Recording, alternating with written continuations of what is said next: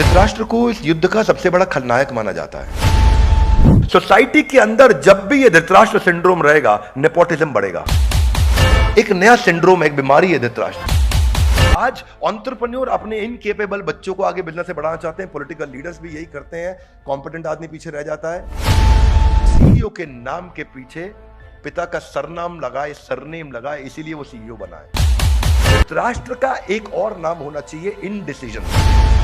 Nepotism versus meritocracy की game है। धृतराष्ट्र केवल आंखों से अंधे नहीं थे, वो मन और बुद्धि से भी अंधे थे। You should learn what to be from Krishna and what not to be from Dhritarashtra. ये पहले श्लोक का पर्पस है।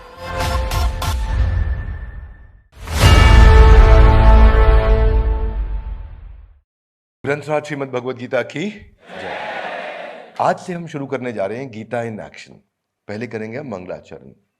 मंगलाचरण क्या होता है? आप ऑस्पिशियसनेस का इन्वोकेशन करते हैं। तो आप मेरे साथ में आंख बंद करके प्रार्थना कर सकते हैं।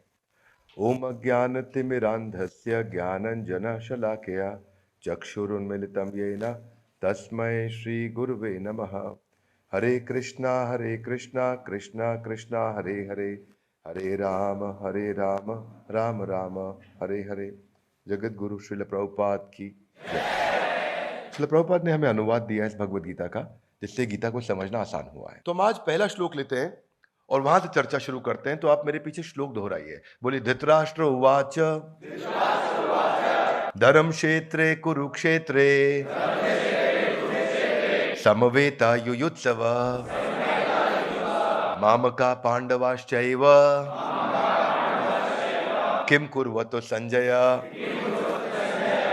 अनुवाद। धृतराष्ट्र ने कहा, हे संजय, धर्म भूमि कुरुक्षेत्र में युद्ध की इच्छा से एकत्र हुए मेरे तथा पांडु के पुत्रों ने क्या किया। धृतराष्ट्र क्या बोलते हैं इधर? हाथा के लाई। मामका पांडवा मेरे यानी कि उन्होंने अपने आप को पांडु से अलग कर दिया। पांडु जीवित है अभी? नहीं है। पांडु जीवित नहीं है। उनको क्या कहना चाहिए था? हमारे पुत्रों ने क्या किया, हमारे बच्चों ने क्या किया, हमारी टीम ने क्या किया, हमारे लीडर्स ने क्या किया, हमारी ऑर्गेनाइजेशन ने क्या किया, हमारी फैमिली ने क्या किया, मेरे और पांडु के पुत्रों ने क्या किया। इसका अर्थ क्या हुआ? पांडु कोई अलग आदमी है, पांडु कोई गलत आदमी है और उसके साथ हमारा झगड़ा हो रहा है इस समय, और झगड़ा चल रहा है। ये गड़बड़ आदमी है पांडु। क्या किया उनके बच्चों ने, बताओ मुझको। संजय जल्दी रिपोर्टिंग दो। धृतराष्ट्र को इस युद्ध का सबसे बड़ा खलनायक माना जाता है। क्यों इस खलनायक माना जाता है? क्योंकि धृतराष्ट्र के हाथ में उस समय पावर थी। उसने नेपोटिज्म समझते हैं? सब समझते हैं। आजकल बॉलीवुड में आपने सुना है, उसने नेपोटिज्म का पहला बढ़ावा देने वाला पहला केस स्टडी है ये इतिहास में। बॉलीवुड में नेपोटिज्म की बात अभी शुरू हुई, पॉलिटिक्स में नेपोटिज्म की बात अभी शुरू हुई। ये पहला नेपोटिज्म का पब्लिकली अवेलेबल की wrong case study, illicit case study है। तो धृतराष्ट्र केवल आंखों से अंधे नहीं थे, वो मन और बुद्धि से भी अंधे थे। और इमेजिन करो, युद्ध होने से पहले एस्ट्रोलॉजर्स को इनवाइट किया। धृतराष्ट्र ने पूछा सारे एस्ट्रोलॉजर्स से, क्या होने वाला है युद्ध में? एस्ट्रोलॉजर्स ने आकर के बता दिया कि आपकी सारी संतानें मारी जाएंगी, including Duryodhan. Everybody will be dead.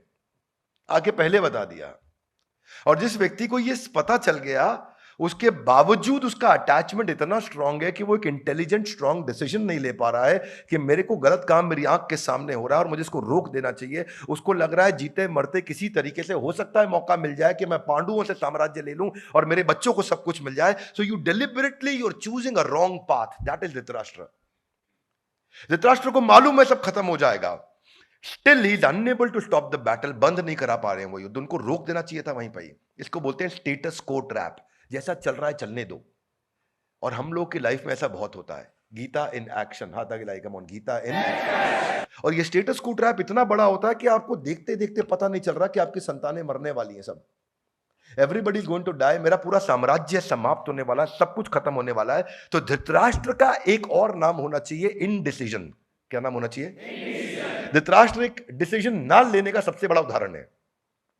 ये वो व्यक्ति हैं, हाथ आगे लाइए, Gita in action. Everybody come on, Gita in ऐसा एक्शन लेना है। गीता से हमारे को समझना है कि मेरे लिए इसमें सीखने को क्या है। देखो, अगर बिजनेस नहीं चल रहा है, खराब चल रहा है और गड़बड़ चल रहा है, तो आप जब घोड़े से चल रहे हो और मालूम है कि घोड़ा पगला गया और गड़बड़ करेगा और तकलीफ करेगा, तो घोड़े से गिर जाने में समझदारी है, पर प्लानिंग करके गिरना चाहिए। वो मोर टाइम, कैसे गिरना चाहिए? घोड़े से प्लानिंग करके गिर जाओ चलते घोड़े से तो चोट कम लगेगी, क्योंकि जिस दिन घोड़े ने जबरदस्ती गिरा के ऊपर आके चढ़ गया तो गेम ओवर हो जाएगा। क्या मेरी बात समझ आ रही है?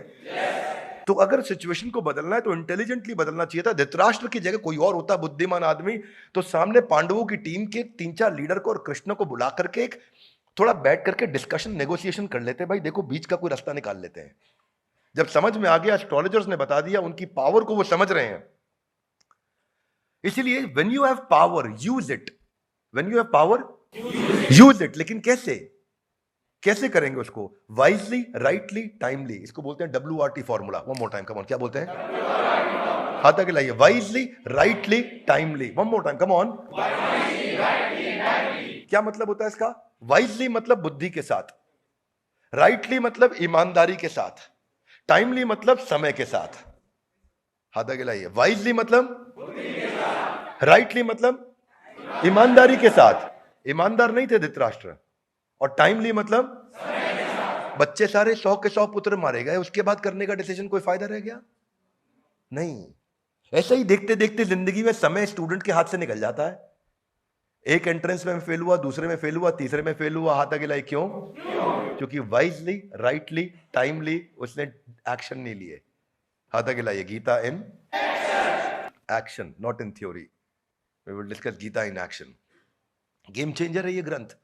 जो आदमी भगवत गीता एक बार पढ़ लेना, उसके बाद से कुछ पढ़ने की जरूरत नहीं। जिंदगी भर का एडिक्शन, एक मूवी को दूसरी बार नहीं देख सकते आप जिंदगी में, लेकिन भगवत गीता को जिंदगी भर लगातार हर जन्म में पढ़ सकते हो और आपको लगेगा हर बार के फ्रेश, सबसे पावरफुल ग्रंथ है। ये ताकत है भगवत गीता की। आज धृतराष्ट्र को बोलते हैं ये एक नया सिंड्रोम है, एक बीमारी है धृतराष्ट्र। इसको बोलते हैं कारपेट के नीचे सिंड्रोम। क्या बोलते हैं? क्या होता है ये कारपेट के नीचे सिंड्रोम? कभी काम वाली बाई को देखा है? धृतराष्ट्र में और काम वाली बाई में कॉमनैलिटी बताता हूं आपको। अपमान करने के लिए नहीं बोलूंगा, पर रिपोर्ट करने के लिए बताऊंगा कि काम वाली बाई की अगर नजर हट जाती है और देखती है कुछ गंदगी है, तो चलते चलते साफ करते करते कारपेट के नीचे छोड़ के निकल जाती है, नहीं तो लंबा काम करना पड़ेगा। क्या मेरी बात समझ आ रही है? ऑर्गेनाइजेशंस में ऐसा बहुत होता है, सामने आपके कंपनी में गलती हो रही है, भारी गलती हो रही है, लेकिन लीडर चुप रहता है। अरे भी बता दूंगा तो डांट पड़ेगी, बता दूंगा तो मुझे काम करना पड़ जाएगा, अरे बता दूंगा तो खुद ही सॉल्व करना पड़ जाएगा, तो चुप रहता है। हाथ आगे लाइए। कारपेट के नीचे। तो जब आप कारपेट खोलते हो, कीड़े ही कीड़े निकलते हैं। कुछ महीनों के बाद जब आप कारपेट खोलते हो, कीड़े ही कीड़े निकलते हैं। देखा आपने? छोटे छोटे कीड़े, मिट्टी, गंदगी निकलती है। धृतराष्ट्र वाज प्रैक्टिसिंग कारपेट के नीचे सिंड्रोम। हाथ आगे लाइए। कैसे? देख रहे हैं सब गलत हो रहा है, लेकिन चुप बैठे। जो गलती हो रही कारपेट के नीचे डाल के चुप। उनको चैलेंज किया था, विदुर ने पहले ही चैलेंज किया था उनको। उधर के सबसे इंटेलिजेंट लोगों ने चैलेंज किया कि Dhritarashtra is blind, he should not be made the king.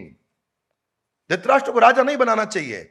और धृतराष्ट्र अपने, अगर वो चेयरमैन है बोर्ड के और देख रहे हैं कि बोर्ड में दोनों प्रकार के मेंबर्स हैं, मेरे बोर्ड में शकुनी भी अवेलेबल है which is the evil one, और मेरे बोर्ड में भीष्म पितामह भी अवेलेबल है who is the gentle one, I should listen to both of them, लेकिन मैं सुन नहीं रहा हूं भीष्म पितामह को। यानी कि बोर्ड में एडवाइजर तो बुद्धिमान थे, लेकिन मैं उन एडवाइजर की एडवाइजरी ले नहीं रहा। हाथ आगे लाइए। क्यों? मैं और मेरा, मैं और मेरा, मैं धृतराष्ट्र, मेरा पुत्र दुर्योधन, हमको सब कुछ मिलना चाहिए। और यही बायस जो है ना, स्टेटस को ट्रैप, इसी ने काम खराब किया। What is WRT formula? याद रहेगा आपको? क्या है? One more time, come on. Wisely, याद रखिए इसको। सोसाइटी के अंदर जब भी ये धृतराष्ट्र सिंड्रोम रहेगा, नेपोटिज्म बढ़ेगा। और वो नेपोटिज्म क्या है? आज एंटरप्रेन्योर अपने इनकेपेबल बच्चों को आगे बिजनेस से बढ़ाना चाहते हैं, पॉलिटिकल लीडर्स भी यही करते हैं, कॉम्पिटेंट आदमी पीछे रह जाता है। आज सोसाइटी में डॉक्टर्स, जजेस, लॉयर्स, चार्टर्ड अकाउंटेंट कई दफा ऐसा करते हैं कि जहां पे वो ऐसे एक आदमी को आगे बढ़ाते हैं, उसको पोस्ट देते हैं, पोजीशन देते हैं, इससे नेशन सफर करता है, इससे साम्राज्य, पूरा साम्राज्य सफर करता है। और स्टीव जॉब्स का हमेशा कहना है कि reason that privately owned company doesn't last beyond 3 generation, दादा पिता पुत्र के बाद खत्म हो जाती है प्राइवेटली ओन्ड कंपनी ज्यादातर। हाथ आगे लाइए। क्यों? क्योंकि सीईओ के नाम के पीछे पिता का सरनाम लगाए, सरनेम लगाए, इसीलिए वो सीईओ बना है, इसलिए नहीं बना कि वो कॉम्पिटेंट था। तो एक्शन क्या होगा? हाथ आगे लाइए। गीता इन एक्शन ये होना चाहिए कि अगर परिवार साथ में जुड़े हैं तो धृतराष्ट्र को बोलना चाहिए, भाई तेरा शेयर है, कंपनी में तेरा शेयर है, लेकिन काम कॉम्पिटेंट आदमी को करने दो, ऑपरेशंस कॉम्पिटेंट आदमी करेगा। तेरी ओनरशिप है, अगर मेरी ये प्रॉपर्टीज हैं, तेरी प्रॉपर्टी में रजिस्ट्री है, but the work should be done by a competent man, not you Duryodhan. अगर भाइयों में भी झगड़ा चल रहा है तो भाइयों को भी बोलना चाहिए कि हम लोग फैमिली हैं, हम लोग फैमिली का ओनरशिप में शेयर है, लेकिन प्रोफेशनल आदमी को आकर के इस कंपनी को चलाने दो। That is what happened between Baidyanath and Dabur. Dhritarashtra was more like Baidyanath, not Dabur. मैं आपको एक्सप्लेन करूंगा कैसे। डाबर ने कभी भी अपने परिवार को टूटने नहीं दिया, सबकी अपनी शेयर होल्डिंग रखी, लेकिन प्रोफेशनल टॉप लीडरशिप को ला करके उनको दिया कि तुम कंपनी डाबर को चलाओ। पर बैद्यनाथ ने क्या किया, आपस में सब तोड़ लिया। धृतराष्ट्र की इंटेलिजेंस नहीं थी, धृतराष्ट्र के पास डील को स्ट्रक्चर करने के बहुत तरीके थे। क्या मेरी बात समझ आ रही है आपको? कैसे धृतराष्ट्र डील को स्ट्रक्चर कर सकते थे। दुर्योधन, तुमको क्यों चाहिए साम्राज्य? बोला, papa I want to enjoy, I want power, I want money, I want to celebrate, I want to relax. Okay Duryodhan, वो वैसे भी करा देते हैं, क्या टेंशन है तुमको? हाथा गिलाई कैसे? अगर पांडव ज्यादा कॉम्पिटेंट हैं तो हम पांडवों से नेगोशिएट कर लेते हैं कि तुम ऑपरेशंस को रन करो, तुम साम्राज्य चलाओ, साम्राज्य को प्रॉफिटेबल बनाओ, प्रॉफिट का 10% रॉयल्टी इनकम दुर्योधन को दे दो, वो चुपचाप बैठ के खाता रहेगा। क्या मेरी बात समझ आ रही है? टेक्निकली दुबई ऐसे ही तो चला है ना, पूरा यूएई ऐसे ही रन हुआ है। वहां जो शेख हैं दे आर इंटेलिजेंट दुर्योधन्स। हाथा गिलाई कैसे? कोई भी आता है, वहां यूरोपियंस आते हैं, अमेरिकन आते हैं, इंडियंस आते हैं, बिजनेस करते हैं, शेख को बोलते हैं इसको पार्टनर बनाओ, ये पैसिव पार्टनर है, जो आपका रेवेन्यू होगा उसका 10% इसको देना पड़ेगा। What is he? He is an intelligent Duryodhan. He doesn't want to work, he will make money, he will relax. तो धृतराष्ट्र के पास कई तरीके थे, पर धृतराष्ट्र का एक और नाम क्या है? इनडिसीजन। क्या नाम है? इनडिसीजन। वो डिसीजन नहीं लिया धृतराष्ट्र ने, इसीलिए गेम ओवर हो गया। तो वो डील को स्ट्रक्चर करने के इतने तरीके थे कि उनको बोलना चाहिए था, भाई देखो आप दुर्योधन रॉयल्टी इनकम ले लो, आप रेंटल्स ले लो पांडवों से, आप कुछ भी ले लो, हिसाब किताब बना लेते हैं, रिलैक्स करो, आपको एंजॉय करना आप एंजॉय करो, वो बेचारे मेहनत करेंगे, उनको करने दो ना। और वो ऊपर से ईमानदार आदमी भी है, वो तुम्हारा पैसा हक का मारेगा भी नहीं। किसकी बात कर रहे हैं? युधिष्ठिर की। युधिष्ठिर इतना ईमानदार है कि तुमने सेट कर लिया भाई तुम्हारे को रेवेन्यू का इतना % देना, युधिष्ठिर पक्का देंगे, तुम्हारे मांगने से पहले टाइमली पेमेंट हो जाएगी, तुम्हारे को पेमेंट साइकिल, वर्किंग कैपिटल कोई इशू ही नहीं है। When you got a very honest guy on the other side, बिना कारण के झगड़ा किया आपने। क्या मेरी बात समझ आ रही है? So people don't look at solutions. वो फंस जाते हैं अपनी ईगो में, और फंस जाते हैं ईगो में, और ईगो में फंसते कैसे हैं? उसको फंसने का कारण यही है कि जब उनको दिखना बंद हो जाता है। मेरे विचार में अगर आप बैद्यनाथ को देखोगे तो बैद्यनाथ क्या है? वो 5 अलग अलग भाई हैं, 5 अलग अलग एंटिटीज है वहां पे, नागपुर, कोलकाता, झांसी, पटना और इलाहाबाद। That is Baidyanath. 5 जगह अलग अलग भाई हैं, 5 जगह अलग अलग बैलेंस शीट बन रही है, 5 जगह अलग अलग बिजनेस हो रहा है। हाथा गिलाइए, हाथा गिलाइए। माम का, इलाहाबाद का, किम कुर्वतो संजय, माम का, नागपुर का, पटना का, झांसी का, किम कुर्वतो संजय। इनके परिवार में रोज होता है बैद्यनाथ में। ये क्यों होता है? This is live case study. क्यों बैद्यनाथ की टीवी में ऐड नहीं आती? इसीलिए नहीं आती कि वो नागपुर वाले को लगता है मैं टीवी में ऐड करूंगा, झांसी वाला कमा लेगा, इलाहाबाद वाला कमा लेगा मेरी ऐड देखने पे। क्या मेरी बात समझ आ रही है? इसीलिए आज झांसी वाला, पटना वाला, कोलकाता वाला ऐड नहीं कर रहा कि नागपुर वाला मेरे पैसे खर्च करने पे टीवी पे ऐड आएगी। वहां सलमान खान बोलेगा बैद्यनाथ का च्यवनप्राश खाओ और नागपुर वाले का बिक जाएगा, पैसा मैं लगाऊं। नहीं नहीं नहीं।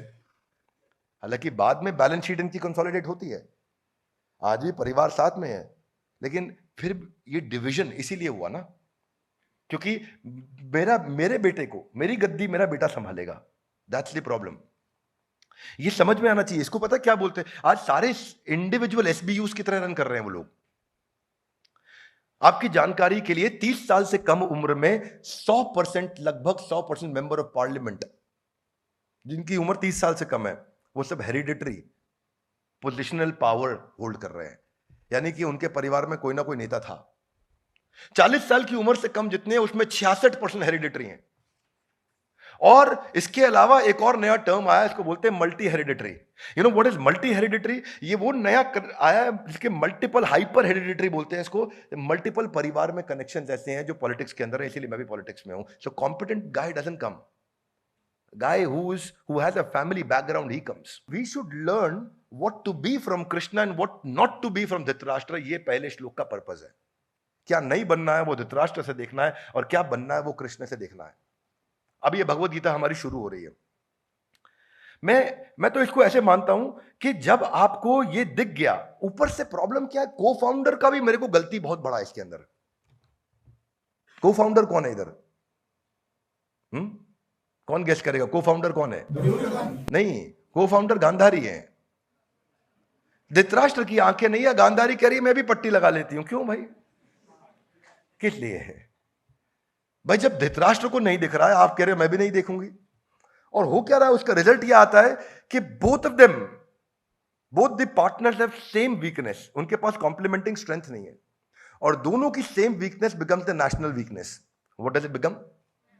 National weakness. आपको देखना चाहिए मेरे में ये कमी है भाई, इसको सुनने में दिक्कत है, मुझको देखने में दिक्कत है, तो मिलके काम कर लेंगे। दोनों को ही देखने में दिक्कत है तो गड़बड़ हो गई ना।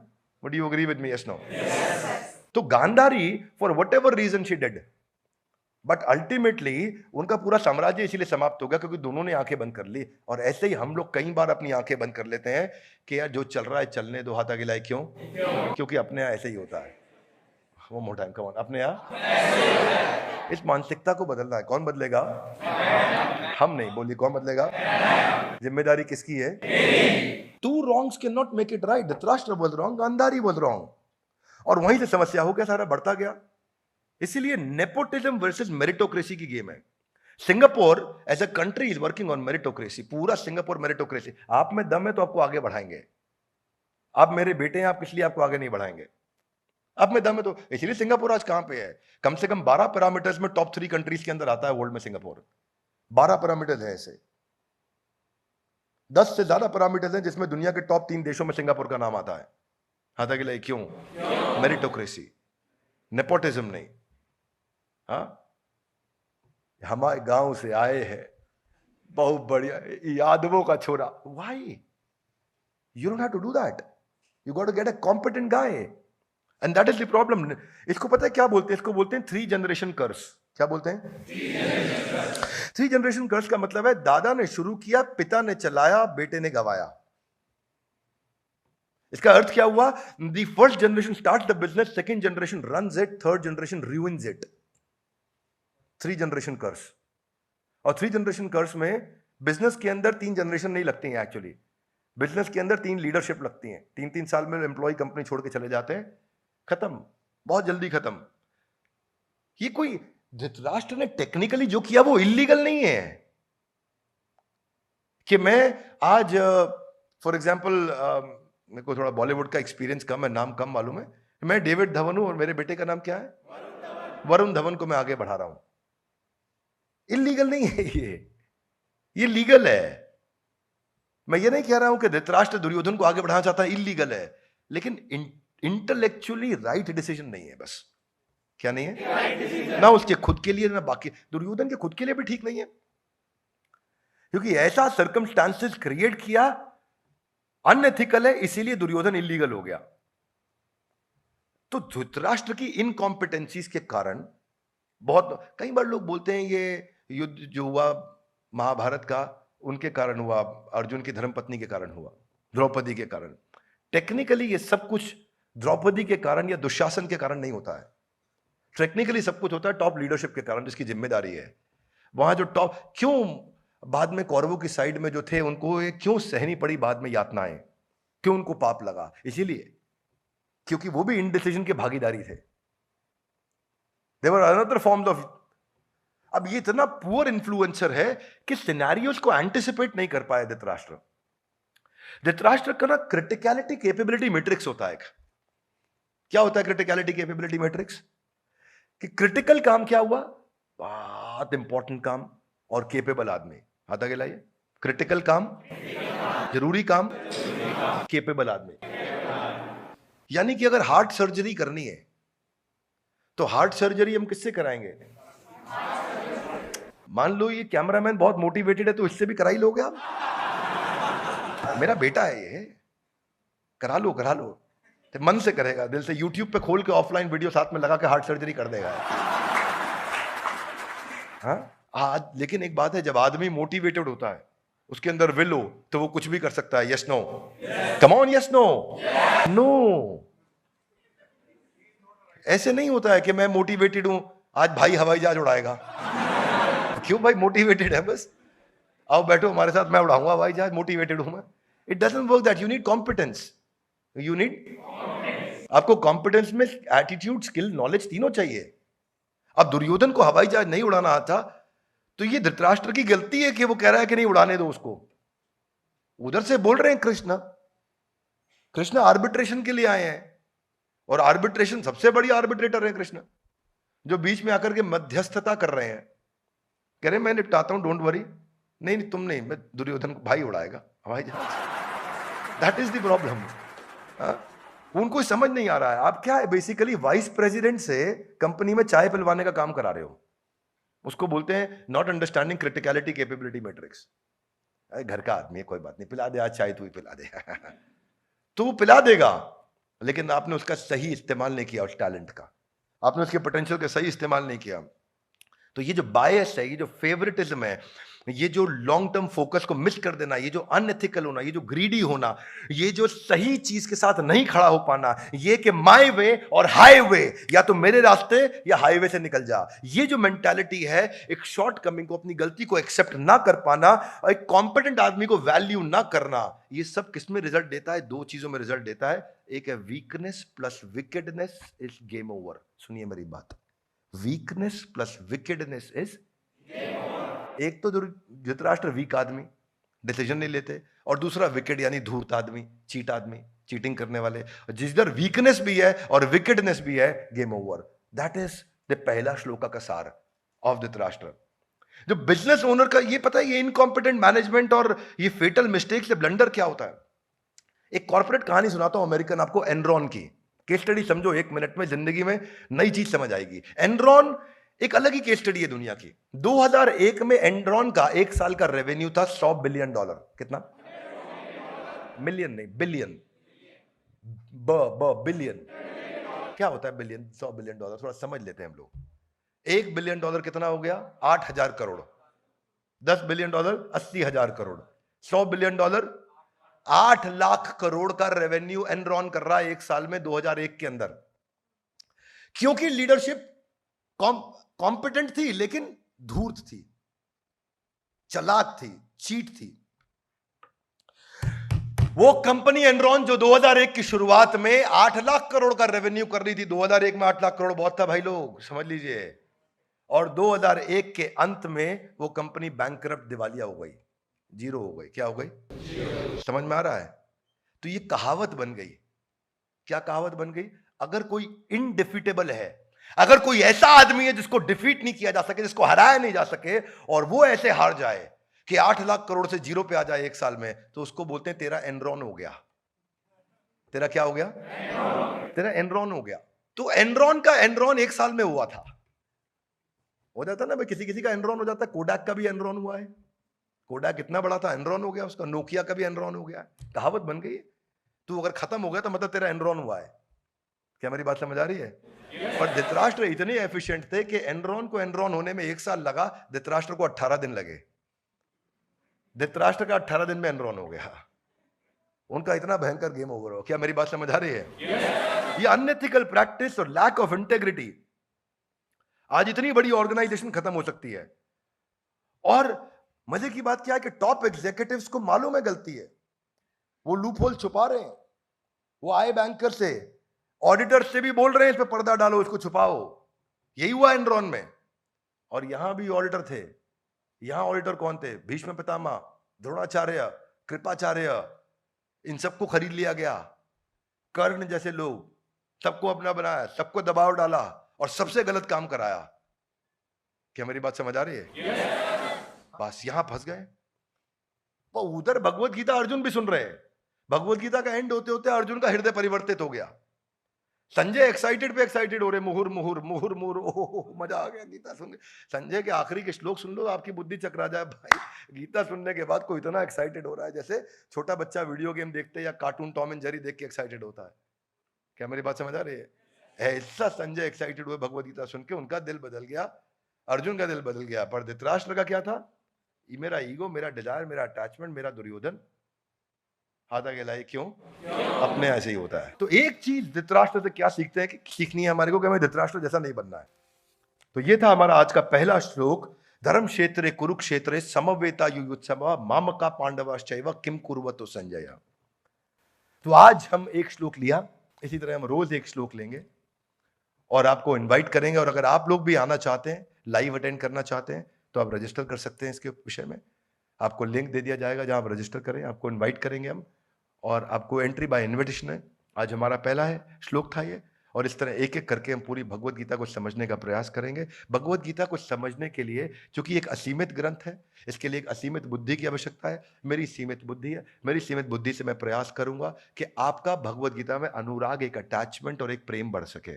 और भगवत गीता को श्रील प्रभुपाद ही सिखा सकते हैं, पर मैं प्रयास करता रहूंगा। हर पंछी की उड़ान की सीमा है, और मेरी भी अपनी उड़ान की सीमा है, पर अपनी सीमा के माध्यम से मैं इतना जरूर करना चाहूंगा कि आपके मन में गीता के प्रति श्रद्धा पैदा करना चाहता हूं। मेरे जीवन का लक्ष्य है, और उसको आप पढ़िए और लोगों को पढ़ाइए, उनको मदद करिए। हमारे साथ जुड़े रहने के लिए, आज के वीडियो को आकर के ध्यानपूर्वक अटेंड करने के लिए, आप सबका, इसको दूसरों तक पहुंचाने के लिए आप सबका हृदय की गहराई से प्रेम पूर्वक बहुत बहुत धन्यवाद।